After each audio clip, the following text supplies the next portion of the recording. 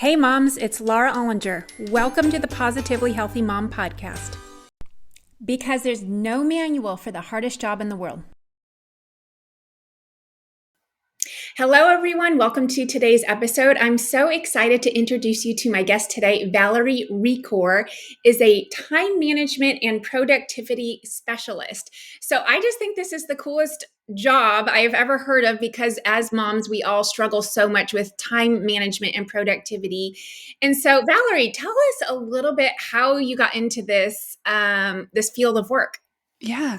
So I have always loved organizing things. I was always the organized child with like shoeboxes full of, ticket stubs when that was a thing growing up. And I also really loved reading, especially in the last couple of decades of my life, reading time management books. I don't know why. I just love reading stories about people who just needed some shifts in how they spent their time. And then So my oldest is almost 12, and when she was born, I quit the corporate world and opened a professional organizing business because I thought, hey, I could get paid to help other people organize their stuff. I thought working part-time was the brilliant answer to having kids and being able to work. Little did I know that owning your business is so much work, and working part-time and all, that magic balance that we all strive for does not exist. And over the years, my organizing business shifted into more of a productivity piece. I really enjoyed talking with my clients more about how they were spending their time versus organizing their closets. And then the pandemic hit, and I really just saw moms get slammed, and we just suffered being home so much, having our kids home. We just took the brunt of all of everything. And that mental load that we carry as moms just was brought out so that we were talking about it more. I think it was always there, but I think it just became something that women were talking about more. And then through that, somewhere along that path, I discovered the Fair Play method, which is not my method. It is based on a book by a woman named Eve Rodsky. And she just was really struggling with all of the work she was doing to keep her family functioning. And she tells so many great stories in her book. And she just kind of had it.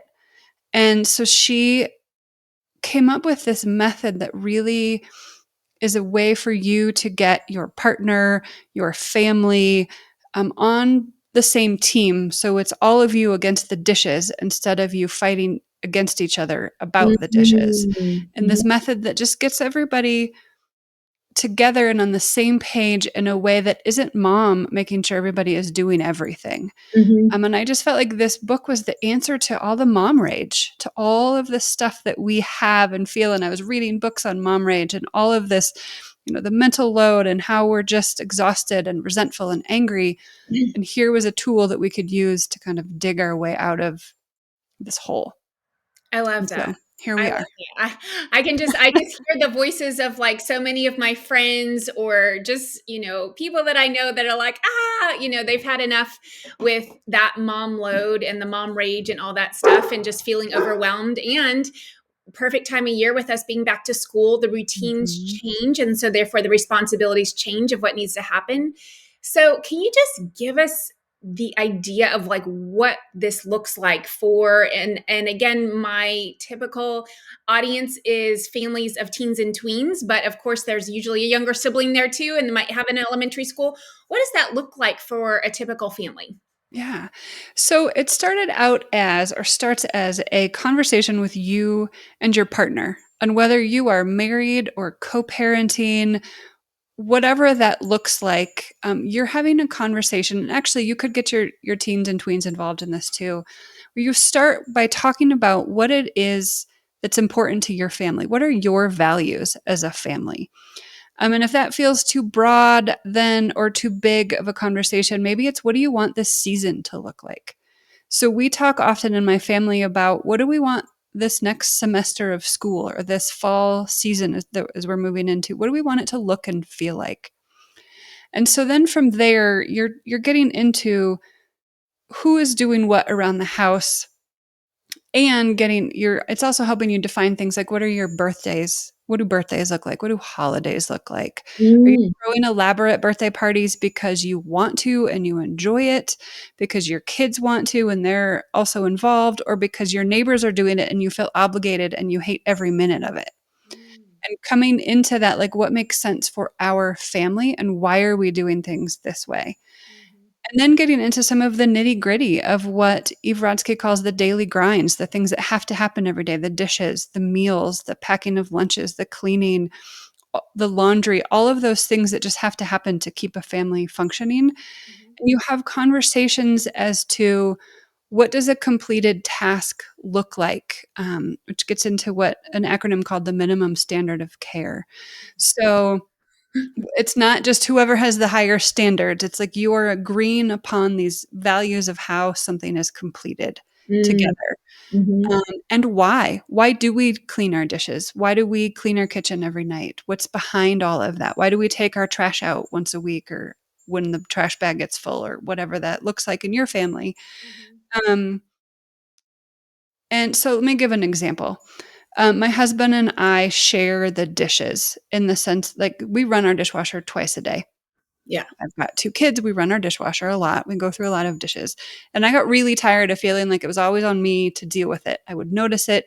My job is more flexible. Currently, my desk, we're recording this, I am next to my kitchen, so I can see the mess out of the corner of my eye, Yeah. and I always felt like it was on me, right? Like the dishes were talking to me, and I was like, "I am done feeling this way." And so Mhm. we came up with this plan where Sunday through Saturday, one of us is fully in charge of the dishes. Mm. Emptying and loading the dishes, hand washing the stuff that needs to be washed, um, and then making sure the kitchen is clean enough at night that whoever makes breakfast in the morning doesn't have to clean the kitchen first. Mhm. That was kind of what our minimum standard of care, that's kind of where we left it. Now, that might look different in your household. It might need to be, wipe the counters wiped down after every meal or whatever makes sense for you. Mhm. We're also getting my 9-year-old involved because we run the dishwasher twice a day. She is now responsible for doing it one of those times every Mm. day. Mhm. And this year we're working on her noticing that it is her job, not me or my husband asking her to do it or do it with us, but her coming home from school and paying attention to, okay, these are the things I need to look at. Does the dishwasher need to be dealt with? And then making it happen. Mhm. And Mhm. because of her age, we're going to work on that with her, right? I will be reminding her and doing it with her for a while, and that's okay. We're going to work up to her own independence. But then when it's not my week, it's not my problem. I don't have to think about it. It's I love only, when I come into the kitchen in the morning, if I have to clean the kitchen, I'm grumbling about it, but that doesn't happen very often. Our other rule, as part of the MSC, is you can't leave everything for the person on Sunday to take over. Yeah. So yesterday, my husband spent a good chunk of Sunday cleaning the kitchen because he just Mhm. hadn't dealt with it during the week. And so it Mhm. was kind of like, you can't leave me a mess Right. because you didn't keep up with it. Yeah. And so you have those conversations around all of the tasks in a household, because the other acronym we can talk about is conception, planning, and execution. So, like, it's one thing for somebody to plan all the meals and put together the grocery list, and for somebody else to go buy the groceries and be like, well, but I helped. Like, okay, but I thought about all of these things that needed to go on that list and who was going to be where, when, and what we needed for snacks and for breakfast and lunch and all of that. And so you did the grocery shopping, great, but there was a lot of behind the scenes work that went into that. Mhm. And so getting somebody to take on that whole process from meal planning to buying groceries and involving the family if you need to, right? Like, we'll talk as a family of what are some meals you want to eat? Is there something you want to try? What have we not had for a while? What are you in the mood for?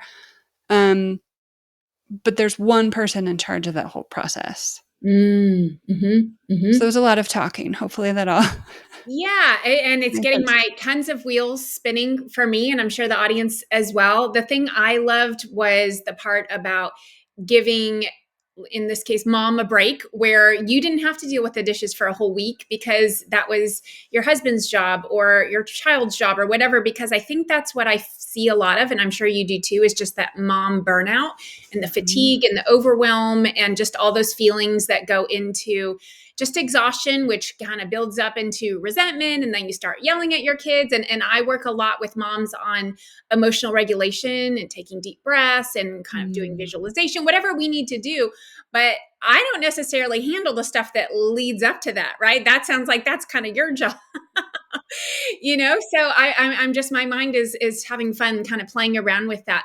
So what advice would you give to moms in kind of the conversations that need to happen with the teenagers? Because for instance, my two boys are both in football season. And so they either have morning practice or they have afternoon practice. They get home, they're starving, they're exhausted, they have homework. They don't have a lot of bandwidth during a Mhm. regular school day to pitch in. However, my kids do their own laundry, and that's usually Sunday nights. And so I have four kids, and they're all, kind of in line for who goes in which order, and they work it out. I don't get involved. They kind of just do their own thing. So that is their job. And then, my boys mow the lawn. They all have their different things, but Mhm. how, like, what would this look like if you do have a child who, and my oldest daughter has a job, so she often doesn't get home till pretty late too. Like, what does your method look like for these busy, tired teenagers who also have responsibilities of making good grades? Mhm.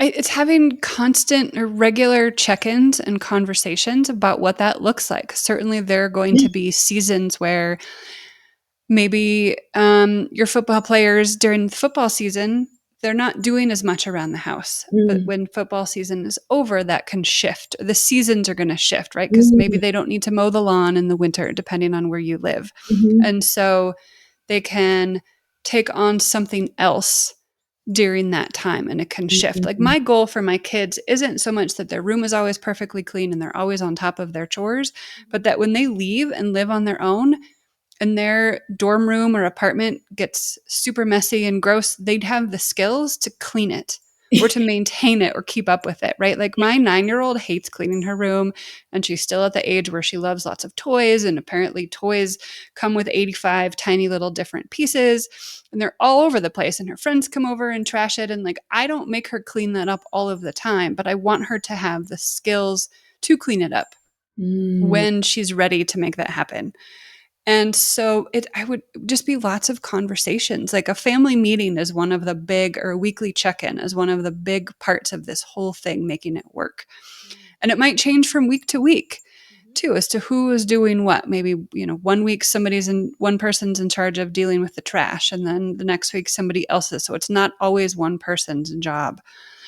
Or you're talking about maybe during a certain season, some things kind of just get left behind or not done as thoroughly, or kind of understanding the season of life that you are in and what makes the most sense for your family during that season. And it might be that mom and dad just take on a little bit more during mhm, that time because what you have decided as a family, your goals are for your kids to be focused on this other stuff, on school, on their job, on sports, whatever falls in there. They know how to empty the dishwasher. And if they're keeping up on their laundry, then maybe for a while, mom and dad are doing a little bit more, knowing that that will shift over time and kind of, I think, changing with the season and the season of life you were all in, but talking about it. So you're not sitting there still angry that nobody is taking this stuff on, or getting into like back to school, right? How many forms have we all filled out in the last couple of weeks? And oh, I've yeah, got two schools now. Like there's so much more, it feels like, and mhm, doctor's appointments. And your kids are probably, if you have teenagers, getting your kids involved and scheduling some of that stuff. Do they need mm, physicals for sports? Do you need to do that, or can your kids do that? And if they don't know how, then do it together to give them that skill and that practice and support. Um, but I think just having those conversations, even if it's every couple of weeks, but ideally it'd be once a week, just talking about what all of that looks like and what's important, what's going on this week that is important, what's going on in the next 2 weeks that's mhm. important, and who has the bandwidth to take on what during that time. Yeah, I love that because it really kind of unites the family. We're talking about goals and values, all the things that I love to talk about. And my favorite part is so far just this flexibility, kind of allowing, giving grace to who needs grace and things like that, and kind of figuring that out. So now I'm imagining these conversations, whether it's weekly or whatever it is. And I always like to hear the voices in my head of other people who are saying, this could never work because, and the first thing I heard was, the kids saying, do I get paid? Mm. Or it's kind of the what's in it for me. And I'm of the mindset that kids should not get paid for certain things. I do feel like they need a chance to earn some money as well. So I'm kind of fall in the middle. Like I do pay my boys to do the lawn because Mhm. otherwise I'd be paying a lawn service. So it's like I might as well just keep the money in the family and allow them that. But other things like taking out the trash, just take out the trash. I'm not paying you to take out the trash. Half the Mhm. trash is yours anyway. So, so I'm curious, like, how do you bring that up to families in order to help get the kids on board and kind of, especially those resistant teenagers? Like, I know younger kids are more excited about helping mom or Mhm. dad. Older ones are a little bit more grumbly and, self-centered. That's how they are. That's how their brains are functioning at that moment. So what is your advice for that? Yeah. So, one, I kind of struggle with the word help because, like, we're not necessarily helping mom or dad. We're contributing to the family. So, I try to talk about it in the like, these are family contributions. I'm even trying to move away from the word chores because I feel like, at least for adults and our kids hear it in our voices, it sounds yucky, right? When you're like, oh, we got to do a bunch of chores today. You're like, I don't want to. Like, Yeah. I don't want to. But these are the things that keep our family functioning. And I'm same as you. We are not a family that pays our kids get an allowance that is not tied to their tasks. Mm. Um, because we are all nobody's paying me to take out the trash or empty the dishwasher. And I feel like we all live here, so we all have to contribute to keeping the household clean and functioning. Mm-hmm. And if that doesn't work for you and you want to pay your kids for all of it because that's what you feel strongly about, then go ahead and make that happen. Mm. Um, I I'm just of the belief, and certainly, and when I was growing up, it was the same. My dad would pay me for extra chores around the house for things that like he was going to have to do anyway, or hire somebody to do if I was capable of making that happen. And he would pay me for it. And I feel you can certainly have a list beyond these are the things that need to happen regularly, but like here are the things that like really should happen on occasion above and beyond, and I will pay you for that. And I know there are so many different ways you can do that. But I am just of the belief that we all live here. We should all contribute to the house, um, working together and Yeah. getting involved. Yeah, that makes so much sense. So, okay, what else can you share as far as like, could you give us an example of maybe a client that you had or somebody that you were working with and, they were really in a tough spot and you came in and just kind of turned them around as far as that time management or productivity or any other kind of big transformation that you've helped make? Yeah. So I had a client. One of the things that I occasionally do with clients is have them track their time because I think we think that we know where we're spending our time, but we don't necessarily have a great sense of it. So I had a client track her time, and at the time she had two young kids. And we noticed on her, so you track your time, and by tracking your time, I mean like every 30 minutes to an hour, you stop what you're doing and write down what you're doing. Mm. So it's not at the end of the day you sit down and try to remember, but like you are actively throughout the day doing that. And pick any week because as parents, there really is no typical week. So just pick a week, even if everybody's homesick, whatever that is in your family. But with this particular client, we noticed that she was in and out of the grocery store multiple times during the week. And so we started talking about why. And it would be, she'd be running into this store once or twice a week to pick up vitamins, and then this other store to pick up something that some snack her kids were out of. And so we worked on streamlining how she grocery shopped. Can you go to the store where you buy your vitamins once a month, every 2 weeks, and buy what you need for the next couple of weeks?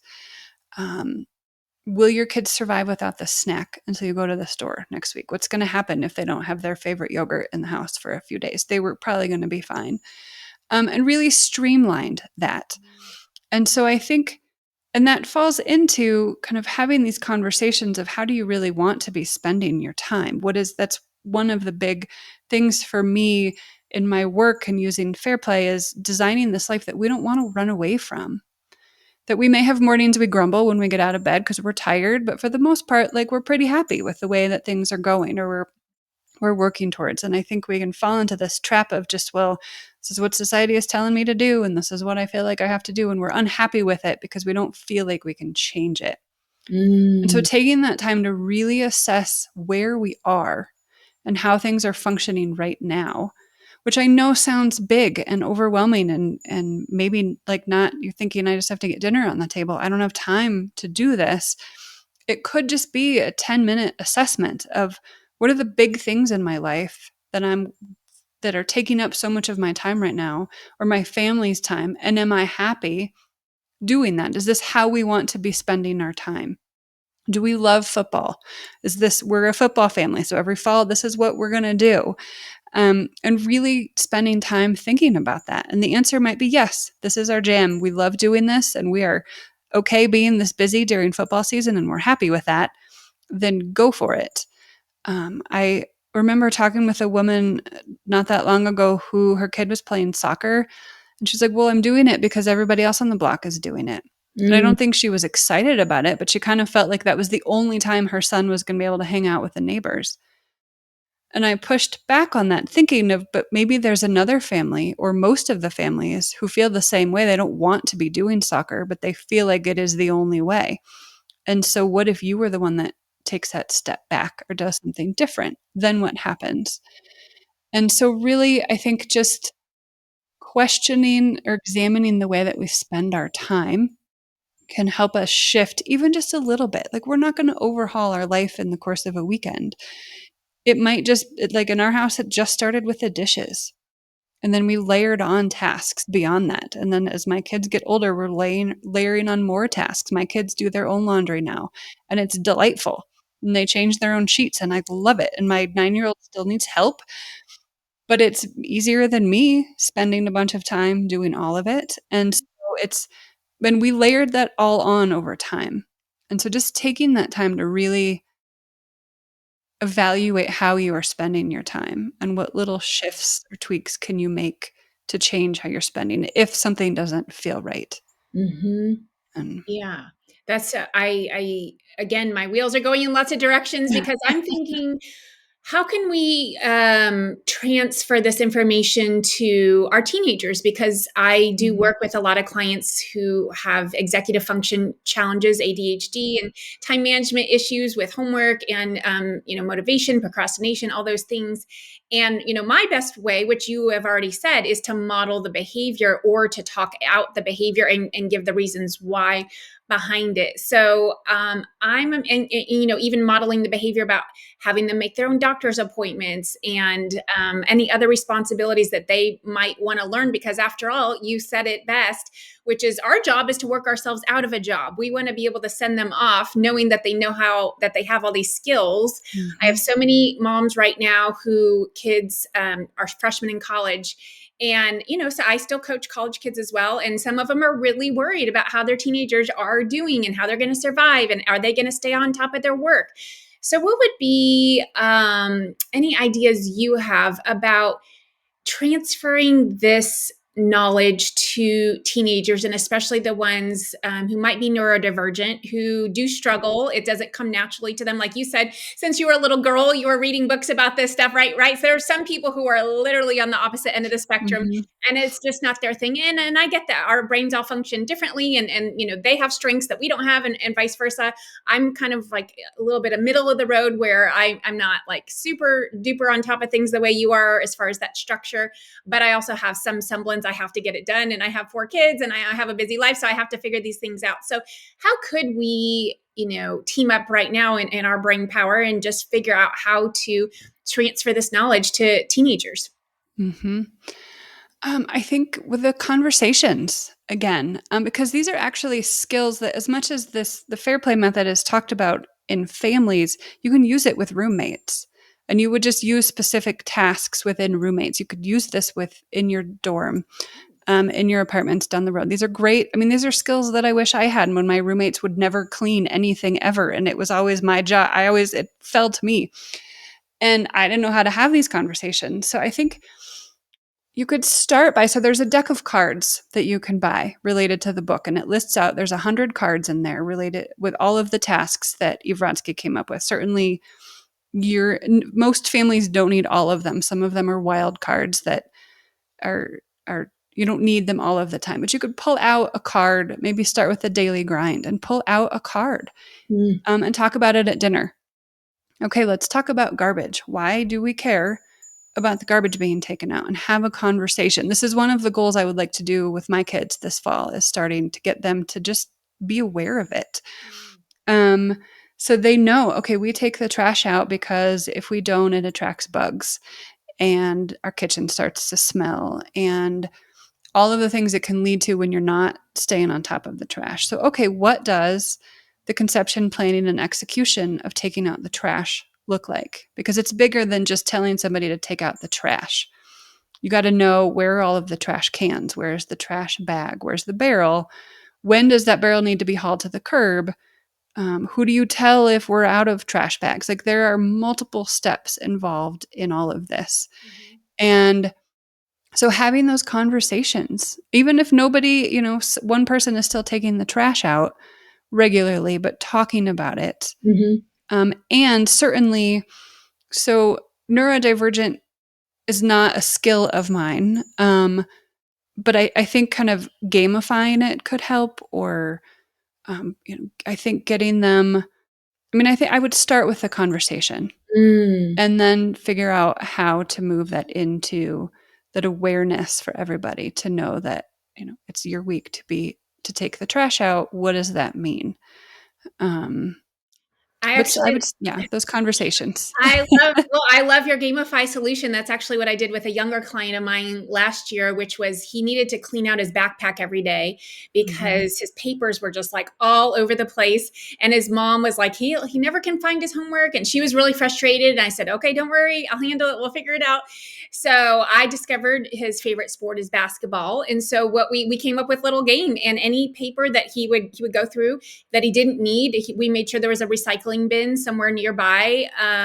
I never saw this room in his house. I meet with my clients virtually, but he just told me there was. So I trusted that there was. And so he would just crinkle it up like a basketball and shoot hoops. And he would try to see how many hoops he could make with the papers he didn't need. Hopefully he didn't throw away anything that he actually needed, but it was a way to make it more fun and more engaging and kind of turn on those pieces of his brain that do like to be more active and do like to have more involvement, because some of that part is shut down. So that's a great idea. That you just thought of. So fantastic. Great putting two minds together. So, okay. Well, is there anything else before we go that you would like to share with the moms, like, last parting advice for the school year, anything like that? I think we've covered all of it. I think the biggest thing I want your listeners to take from this is just spending that time to evaluate how you are spending your time and what is important to you. Can be the biggest thing and lead towards big change. And it might mean that you can't make those changes now because you've already committed to a bunch of stuff for the next semester, but knowing you want things to look different down the road, or knowing that you love the way things are right now and you don't want anything to change. But just spending some time evaluating it, I think, can be a huge step in the right direction. That's wonderful. Well, thank you for your time. And so how can our listeners find you after today? Yeah. So head to my website, strideproductivity.com, and you can find access to upcoming events that I might have, my private podcast where I talk about all of this in detail, and other ways to track me down. So Perfect. You can head right there.